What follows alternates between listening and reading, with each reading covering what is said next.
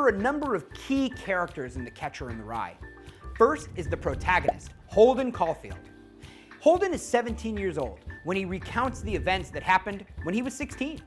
He's thoughtful, sensitive, and a teen from a well-off family in New York. Holden uses stories to make sense of his life. Now, he's flunked out of several schools, and he refuses to participate in the phony world of adult work and play. Holden turns insightful beyond his years and childish in his confusion. Holden's emotional traumas have deeply hurt him, and he describes the world as he perceives it. Phoebe Caulfield is Holden's 10-year-old sister. Holden speaks often of Phoebe's creative, quirky traits. She doesn't like her middle name, so she keeps making up new ones. She's creative, like her brother Holden. She embodies the joy of childhood as Holden imagines it, and she's the only person he truly trusts. Phoebe is less naive about childhood than Holden is. She rejects his discontent and forces him to confront his traumas rather than flee them.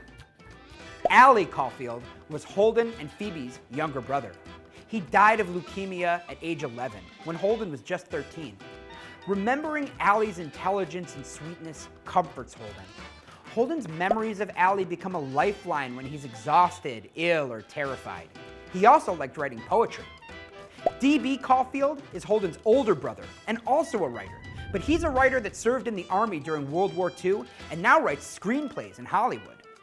Holden considers movies phony, so he considers his brother a sellout who trades his talent for cash. Readers don't get to know D.B. very well. Mr. Antony is Holden's former English teacher.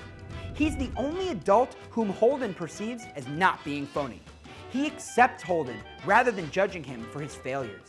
Mr. Antony doesn't order Holden to obediently do his homework. However, when Holden catches him stroking his hair, it leaves him with uncomfortable, confused feelings. Sally Hayes is a conventional teenager.